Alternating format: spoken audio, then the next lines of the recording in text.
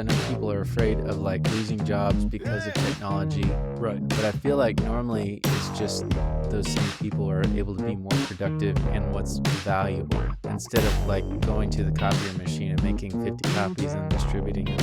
It's one email now. More production-based company. So everything ultimately Sure. ties back to what can you truly put in the ground or in the air. Right. And so because of that, it's how can all of our people be more strategic, more efficient, and therefore our revenue would increase.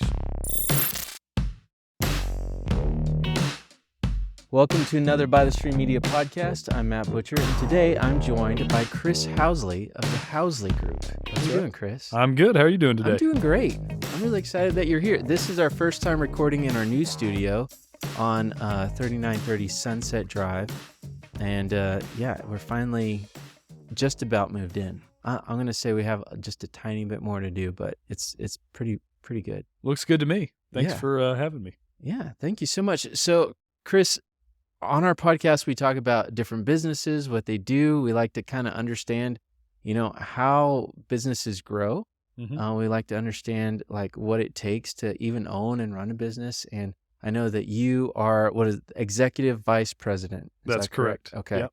So you have a lot of insight into the Housley Group and what goes on from a day-to-day basis. Can you kind of tell me a little bit to start off with, what is the Housley Group? What do you do? Sure. So we are a utility construction company. Okay. We are in our 42nd, almost 43rd year. So we do anything underground. We do telecom, gas, power, wet utilities. We do some aerial telecom as well. But my grandfather started the business almost 43 years ago. He started with just a truck and a trailer and a tractor burying telecom, and it's grown a little bit since then. So we, he founded that with just focusing on the telecom, and we've expanded to the other sectors that I mentioned earlier. And we're just looking to truly bury anything underground for anybody. So bury anything underground for anybody. That's That right. sounds a little shady if you take it the wrong direction. If you need some bodies taken care of. Yeah. Nothing like that. Oh, okay. All So right. just utility work. Utility work. So that's electrical too? Yep. And gas, Gas, water. power, water, sewer, Okay. telecom. Man, that's expansive. Yeah. Yeah. So any kind of hole dug in the ground, Yes. y'all are after it. That's correct. Okay. So you said it started with a tractor and grew from there. Where Right. did it start? So it started here in San Angelo. Okay. So my grandfather started it, and our main office is still here in San Angelo. We've now since expanded, from the first when he started, just one operator and himself to now we've got 250 employees. We've got an office here in San Angelo, an office in Carrollton, office in Lubbock, an office in Bryan College Station, an office in Hutto, and we also do work in Missouri, Oklahoma, Kansas, and Arkansas. Wow, that's cool. Do you have like bases of operation in those other states, or do you just visit there when? So we've got we have yards there, Mm-hmm. but truly it's most of our operations is done here. In those states north of us, we just do telecom. We do what's called buried service wire, which is connecting the main infrastructure to your home or business. So it's a small portion of our business up there north of us. We do that same scope of work for major telecoms here in Texas as well. Okay, awesome. So can you tell me a little bit about yourself? Like, you grew up around here, right? Yeah, that's right. Okay. So I grew up in Christoval. I moved to Christoval when I was in second grade. Went from second grade until I graduated. Lived in Christoval our whole time, and my grandparents live in San Angelo. My whole family is still here in San Angelo. After Christoval, I graduated in 2009, went to school at the University of Oklahoma. After I graduated from there, I moved to Dallas for my previous career and have been in Dallas ever since. Okay. And that's where you still live? In Dallas? Yes, still live in Okay. Dallas. Cool. Married, kids? Or Married, what? yeah. Married to Alexandra, and I have two kids, Camden and Carter, two boys. Okay. So Camden is almost 5, and Carter's almost 3. Nice.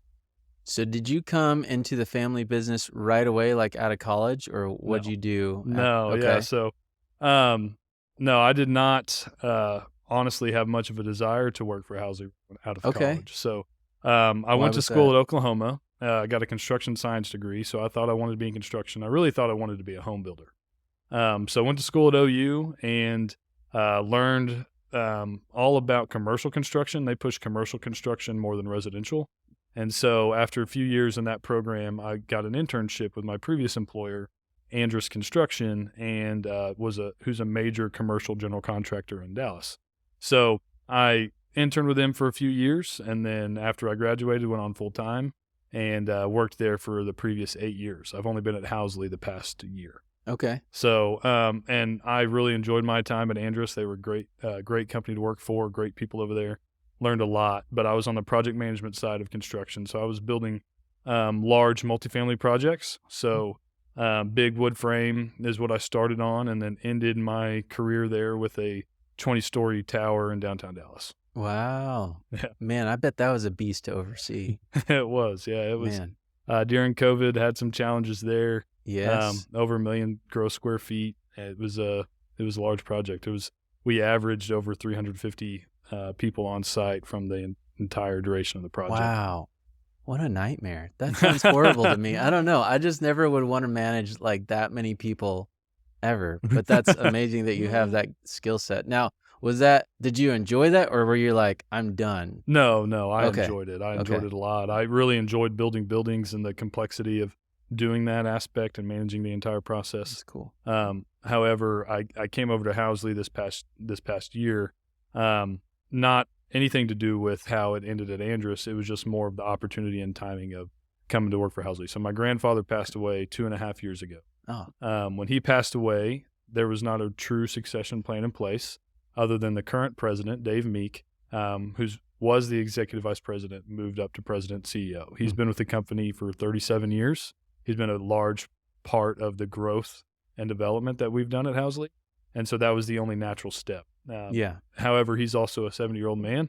And so looking past him, what's next? And there wasn't really a succession plan in place. And so after my grandfather passed away, I joined the board. It is a family-owned company still.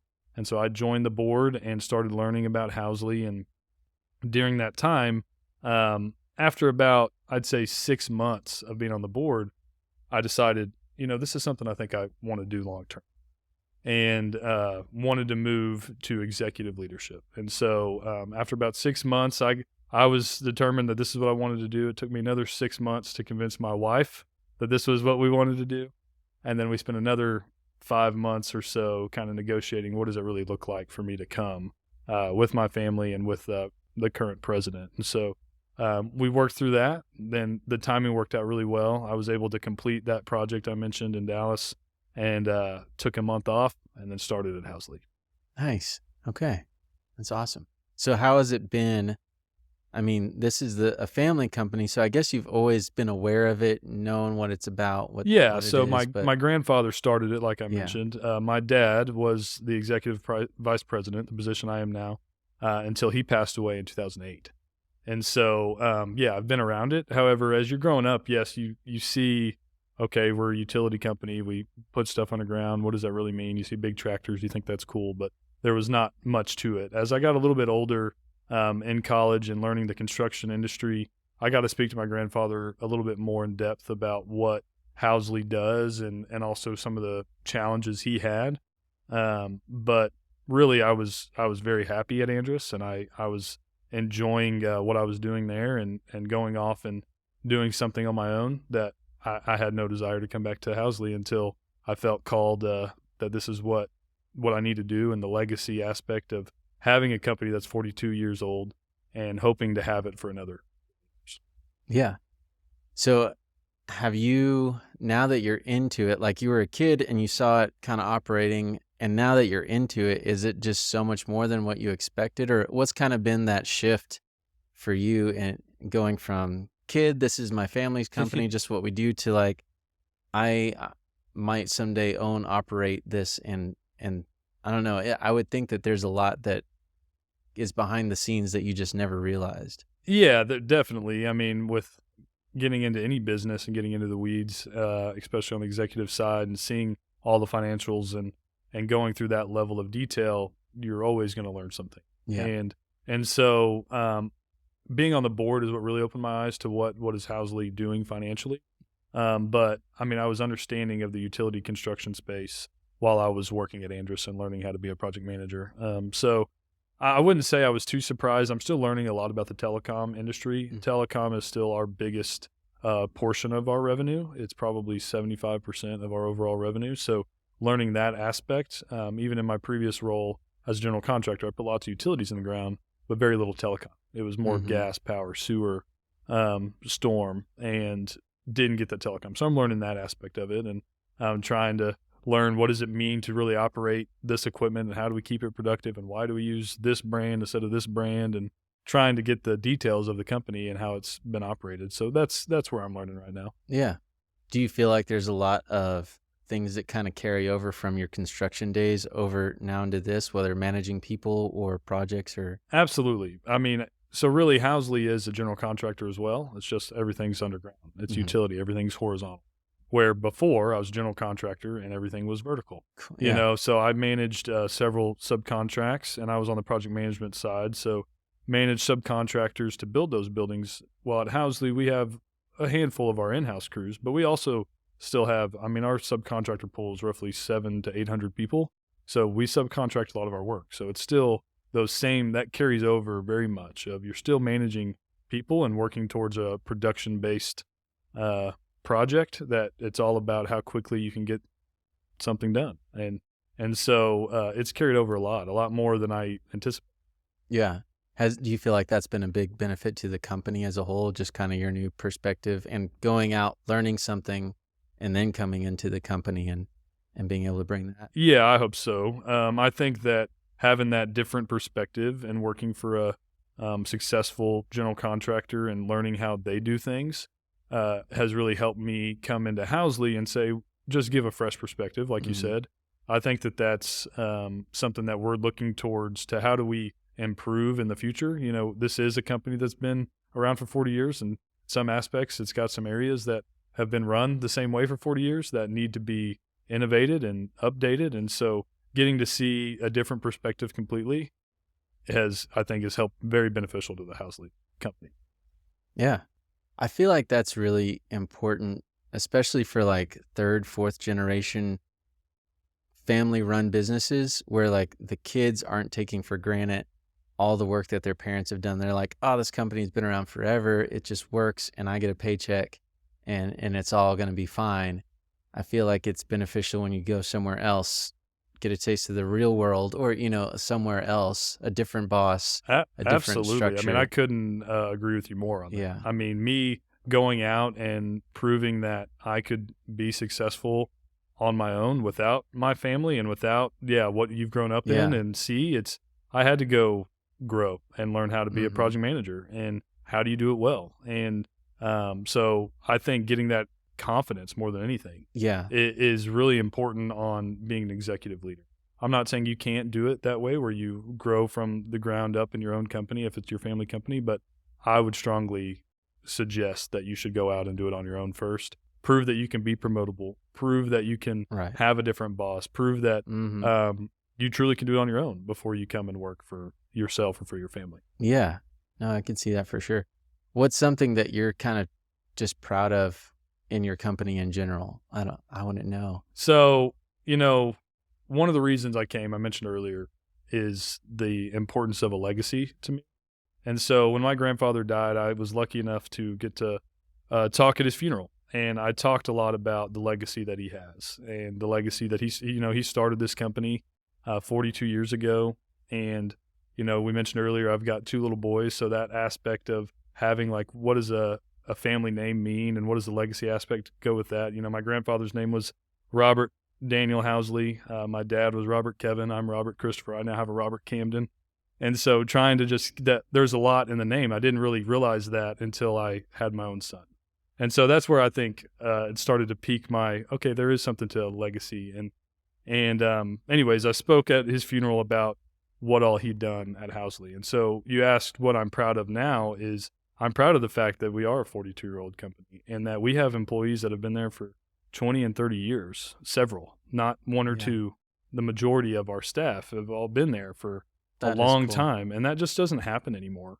there's so much turnaround and there's turnover, and as you talk about the younger generation, people bounce around quickly, and so you just don't get that sustainability anymore. And so I'm really proud of that, and I hope that I can promote a culture to continue that, to be different than the other companies out there. That I want to have people that have been there for 20, 30 years that I work alongside, that we look up and we're like, yeah, if we both started and here we are 30 years later, still doing the same thing and promoting a healthy culture there. I'm excited about that, and I'm proud of that. And I'm proud of the overall revenue that we've done and what the company has built to. Last year we did over $100 million. And so large revenue that I'm proud to be a part of. That's awesome. What is it about your culture that you're kind of growing and developing and that you feel like stands out? So that's a good question. In terms of culture, I guess another way to think through that is, why do we have people that have been there for 20 years, and 30 years? And then how do we repeat it with a whole new generation of people? Yeah. I think that taking care of people is important, obviously. I think one thing of promoting integrity and doing the right thing and allowing people to, it's not always going to make your client happy at times. If you're behind schedule and you can't get there in a production-based company, well, sometimes you've got to have hard conversations with those clients. But at the end of the day, we're going to push and say, hey, we want you to have integrity and we want you to do the right thing, and we'll stand behind you. And I hope that promoting that in our culture will really help people feel taken care of in the long run, so that they know that, we're going to stand behind them and we're going to continue to be successful. Right. It's just, it's okay to have some hard conversations. It's construction. Yeah. Things happen. Weather happens. I mean, right. There's all kinds of outstanding things that you can't always predict. So you got to be willing to just have integrity through the whole thing, and that's what I hope to. That's good. So you're not throwing your employees under the bus every time something goes wrong. Be like, Bob over there won't get his stuff together, so we can't get your cable laid. Yeah. Sounds simple, but I hope that just that they know that we're going to stand behind them. That's valuable for sure. By the Stream Media, when we started this company, we wanted to make sure that it was a company that kind of honored the Lord, even in a secular world. We're not like a Christian company. I'm Christian, and many of the other people that work here are, and that's kind of the root of our name. By the Stream Media is founded out of Jeremiah 17:8. And I know that for you, your faith also plays a big role in business and your company. Kind of how do those things mix where it's faith and business coming together? How do you manage that? Yeah, that's a good question. And you're right. I am a man of faith, and it is important to me and my family. And I think that integrity piece I just mentioned is, I think, really critical, because if you get into, doesn't matter what role you're in, whether you're, an office engineer, project manager, executive vice president, you're going to have times in your career that people are going to push you to do things that may not be the right thing, may not be integrity. And sometimes it's easy. If your boss is telling you, hey, just don't worry about this, and this, just go get this done because it's going to make the client happy. Well, that's not being a man of integrity. And I feel like God calls us to be a man of integrity. And so I think that's the lens I view things through, to make sure that my character aligns with what God calls me to be. And I hope that allows me to lead the company and promote that within the company. And, be an example of what a godly man should be, and having strong moral character and living life with integrity. Awesome. Tell me a little bit about your leadership style and how that affects just the business, and what's unique about that. Well, I've been told I can be very direct. Okay. If you look at the DISC profile, I'm a dominant personality, especially in the office. And so my leadership style can come off as abrasive at times for people who don't know me. I'm not afraid to be challenged, but I also am not afraid to challenge others. And so it can be intimidating to people that don't know you very well. Right. I think I learned how to lead that way through my previous career. I was lucky enough to have responsibility at a pretty early age and stage in my career, and managed people much older than me that have been in construction a lot longer than I have. And so I had to learn how to communicate clearly and effectively in a way that pointed people in the right direction. And I found that the easiest way is just to be honest. This is where we are. This is how we're going to get there. It's not that I'm afraid, but I'm not afraid for, if I said that to you, be like, well, I think there's this other perspective. Okay, I'm okay with that, but let's talk about it. Let's not just push it under the rug. And so my leadership style, that all that being said, that it can be a strength, but it can also be a weakness. As I moved from project management to executive leadership, we talked about culture of a company. Well, I don't want to have this siloed, there's a executive vice president that's very aggressive, that doesn't have an ear to listen, so I have to challenge myself as to how can I be more open, and get to know some of these people, these team members better, so that they feel comfortable coming to challenge me, and that I'm not going to be offended, So it is an ongoing perspective of my leadership style that I have to check and make sure that I can be a little bit more receptive to others. Yeah, that makes sense. What's do you feel like are the key attributes for Housley's like growth over the years? I mean, going from one tractor to over, what'd you say, over 100 million? We did over 100 million. Yeah, that's huge. That's drastic. And that's over what, 40 years of growth or so, which is a slow and steady good pace. It's had ups and downs for sure. And that's something I'm learning as well in the telecom industry. But my future, the future that I hope to have Housley is, I want us to become more diversified. I want us to get in those other market sectors and be more established. And when I say that, I mean gas and power and wet utilities, which that's storm, sewer, all that falls under wet utilities. I'd really like to grow that part of our business. Right now, it's about 25% of our business. We do gas and power here in San Angelo. We do the rest of those scopes in DFW and Austin. I'd like to get us some more continuous work in Austin. It's kind of one-off. A client takes us down there. We do some gas and power for them. But we'd like to really diversify that. I'd like for us to be more of a 50-50, 50 telecom, 50 gas, power, and water or wet utilities. So that's my hope, and that's honestly what I'm spending the majority of my time doing right now, is trying to do business development and do it well, and meet people and learn what other clients need and how we can assist them in that. And so that's the goal, is to grow that, and hopefully we can continue to grow our revenue stream as well. Last year was a banner year for us. The telecom industry spiked, and we ran with it. And so I would like for us to continue to be over 100 million. It's going to be a challenge to do that. It'll be a challenge to do that this year, and then we're looking forward to next year, and we're hoping to really expand those other sectors to allow it to fill up some of the space of the telecom that'll slow down. What was it about last year that had telecom booming? A lot of people were catching up from COVID, honestly. Oh, okay. Everybody went home for COVID, and everybody wanted fiber internet they wanted the fastest possible internet. And so we construct the infrastructure for some large telecoms doing the construction, but we also do the buried service wire, which I mentioned earlier, which is that connection from the infrastructure, the main lines, to the home or business. And so, there's some major telecoms out there that are overlaying fiber throughout the city and cities in Texas and trying to get more clients and more fiber to the home. So because of that, we've been able to grow our revenue stream pretty exponentially last year. Nice. So maybe you know this. I'm just curious. Why is it that fiber is always buried underground? It's not ever just... It's not always buried underground. Okay. There is aerial construction. There is phone fiber that's in the air as well. Okay. But put it underground to the home typically because it's protected and it goes underground. There's no rhyme or reason. Just that I know easy. of. It's better protection long term.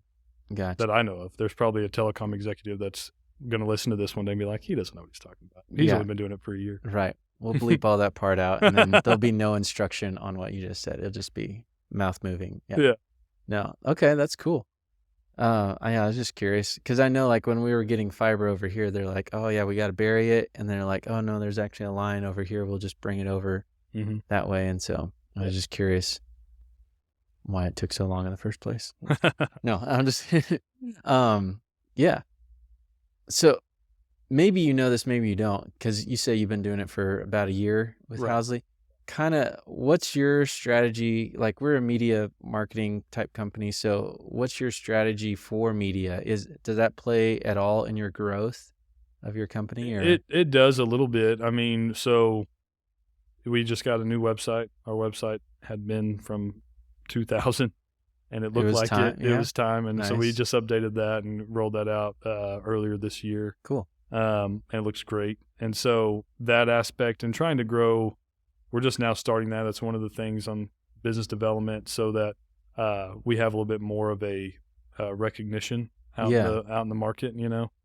People don't look at, people in the construction space know who the Housley Group is. Yeah. That's the goal. So we're trying to grow strategically in that, but we're just getting started. I mean, the website was the first step, and now it's the social media aspect, stuff like this. Right. We're looking for all of those. Jumping on all the podcasts you can. Absolutely. Like, I'm curious what it's like being the young guy, probably, because you're living up to your grandfather's legacy. And it sounds like a lot of the guys have been there. You said 20 years at least. Yeah. So there's a lot of, guys that are in the company, been there a long time. This is how we do stuff. Who are you to say otherwise? Or are you saying otherwise? Or you're like, hey, what you're doing is great. Keep it up. So, it's not just me. We've got some young talent as Okay. well. But there is a challenge of, hey, we've done this successfully for 40 years. Why change? And, one of the things that we've done is we held company-wide meetings earlier in the year and tried to get everybody on the same page of, we've got to look forward more than look backwards. I don't want to forget what we've done, but it's 2023. It's not 1980. And so we've got to run a business like it's 2023. And so some of that is creating efficiency through technology. Okay. We had several manual paper processes that needed to just be brought to 2023. We've invested a lot in software that we can start streamlining menial tasks so that we can add value time to our employees, so that they can, their day is not filled with stuff that can be automated. It's filled with production-based value. Yeah. And so I think that it's going to be a continuous growth. Like, we've taken some big steps, and just our invoicing and just some different HR paperwork and different things to help streamline processes to make it more efficient. And that's something that, at first we had a little bit of a pushback, specifically on the invoicing. Oh, that's not going to be productive. But as we rolled it out, we've proven that it can be a lot more efficient, and we can expect more from our subcontractors and as well as our guys out in the field, so that they can produce more. And that's what we're ultimately trying to do. We're not trying to lose any positions. We're looking just to create more value in what they do. Yeah. And so using technology as a tool, that's something that we're really looking at continuing to develop over the next couple of years. Awesome. I find that to be true a lot of the times. I know people are afraid of like losing jobs because of technology. Right. But I feel like normally it's just those same people are able to be more productive in what's valuable, instead of like going to the copier machine and making 50 copies and distributing them. It's one email now, That's exactly. And it's not like, oh, well, you're the copier guy now, your job's gone. But it's like, well, let's find value. Let's find value where you can do something different that pushes us to become more successful. Yeah. How can we eliminate just waste and again, we're a production-based company. So everything ultimately ties back to what can you truly put in the ground or in the air, and right. And so because of that, it's how can all of our people be more strategic, more efficient, and therefore our revenue would increase. So I think that people are getting on board. I think it's going to continue to take time. As with anything, I mean, you mentioned we've had people 20, 30 years, and it's respecting what they've done, because we have been successful for 40 years. But just because we've always done it that way doesn't mean we should continue to do it that way. Sure. And it works both ways, though. There are some aspects of our business that, we still do it the same way because it's the most efficient and best way to do it. Right. And so we're not going to change it just in the sake of change, but we are going to look to become more efficient at everything we do. Yeah. I know a big buzzword in our industry is AI, just because of all the stuff that comes out for video editing, photo editing, and it's like, a lot of stuff has become so quick and easy now. Yeah. And a lot of people are like, oh no, what are we going to do? But honestly, it just allows us to be more creative and give higher value for what we do, and in a shorter amount of time. It's like we don't have any less work to do now. We have more work to do because now your imagination is so much bigger. But yeah, absolutely. I'm sure for you, as long as AI doesn't get shovels anytime soon, then a lot of people are probably like good. But even then, you would just utilize it in efficient ways. Figure out a different way to produce income is what you do. Yeah. You utilize those same loyal team members, and that's part of that culture and what loyalty that we're trying to. Yeah, we're not going to lose jobs. We're going to push them to do something different, maybe, but it's going to push us to become more efficient, more effective as a company, produce more income, and so that's what we hope to do. Yeah, we're not down the AI stream. Yeah. You know, we are at the end of the day utility construction company, Right? But taking baby steps on the software side to help us. Yeah. Just some of those things be streamlined. Awesome. So we were just named top 15 employer in San Angelo. Nice. By the San Angelo Development Committee or something along those lines. Congratulations. That's awesome. So we've got over 75 people here in San Angelo that report to San Angelo, work in and out of San Angelo. So it is our largest office. We did start here in 1980. We're not going anywhere. We're going to continue to have that position and this being our home office. That's not going to change. I'm not going to move back to San Angelo to work here. I'm going to continue to do what I'm doing in Dallas. However, we're going to always have a big presence here. Nice. Trying to change that by any means. And yeah, we've been thankful to be in San Angelo. I mean, it's allowed for us to be a little bit more efficient in terms of manpower. We've got all of our back of house, so what I mean by that, you've got our accounting, our IT, our dispatch center, all here in San Angelo. They've been here since 2000 in the building we're in. I mean, we've started, we had a little office down on Knickerbocker before that, but yeah, we're going to continue to invest in San Angelo.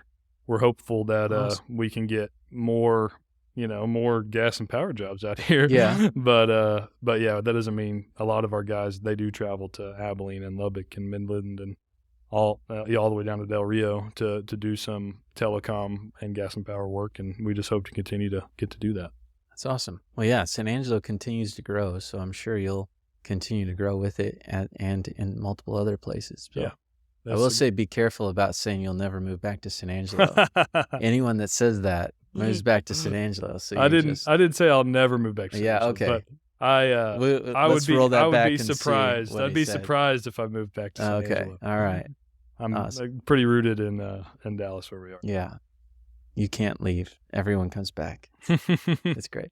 But awesome. So I heard that you are working on developing kind of a group. Yeah. So part of, I recognize that I don't have executive vice president experience. I don't have CEO experience, but I'm going to be working towards that. And so I've been lucky enough to have some strong mentors in my life.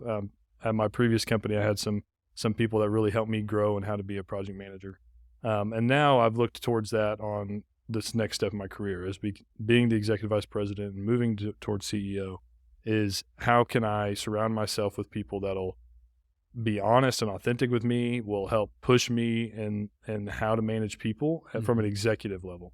And so one of those people that I've been meeting with, we're putting together what we're calling a CEO roundtable. Okay. They're in Dallas. We're getting started on Thursday this week, Thursday actually, where there's 6 other young either CEOs or soon to be CEOs that are all taking ownership and responsibility now and how we can shape and push each other as we move forward. So it's a place to be, just like I said, authentic and real about, hey, I don't know this part of being a executive leader. That's awesome. Never done it before. That's Where really did cool. you come? Where did you learn? Yeah. All of those aspects. So really looking forward to that and looking for just ways to continue to grow my leadership. I recognize that I'm going to continue to need to surround myself with people that push me to be better. And we're doing that with that roundtable, and we're trying to do that with the people we hire strategically at Housley so that as we look ahead, they can start backfilling some of those positions of people that have been here for 30 years and looking to retire. We're backfilling them with young, talented people that also will help push and shape me as well. So Yeah. really looking forward to that leadership growth that I hope it turns into something that we look back, several years and say, wow, we all grew our businesses well because of how we grew together. Yeah. That's cool. Are you hoping to keep that group just small and tight, or you want to grow that? No, I think we'll keep it pretty small, Mm-hmm. because the idea is being able to be truly authentic with your business. Yeah. And with what are you doing financially? What is your profit margin? What is, how are you doing this? And I think if you grow that too large, you lose some of that authenticity that we're hoping to have. I would guess all of you are in different industries too, so it's not like, hey, what are you charging? Right. That's exactly right. Yeah. There's nobody in the construction space other than me in that group. We've got some financial guys, some insurance guys, some tech guys. So it'll be a good group, I think. Nice. That's really cool. I like that. I feel like that kind of wraps a lot up. We covered a whole lot really quickly. I don't want to take too much of your time, but it sounds like in general, as you grow, you want to be the company that anyone thinks of if they need something dug, put in the ground. I'd love for that. I think that, especially in those areas that we do a lot of work in, here, Lubbock, Austin, Dallas, we'd really like to be the preferred vendor. Yeah. And always working with integrity and quality in everything we do. Nice. So if someone needs a hole dug, where do they go to find you? Well, depends on what kind of hole we're talking about. Okay. Yeah. Not dead bodies. Yeah. But no dead stuff. bodies. Yeah. If you're looking at your house and you need a septic tank done. Yeah. That's not us. Okay. We're looking for commercial projects. Commercial projects. Or large residential developments. Yeah. But to get in touch with us, they need to go to that new website we talked about earlier. The fancy one. The HousleyGroup.com. Nice. Or it's just HousleyGroup.com. Perfect. And that'll show up right here. Somewhere. Yeah. Well, cool. Thank you so much. I appreciate you coming on our show. Yeah. Thanks, Chris. Thank you. Thanks for having me. Yeah, it's great.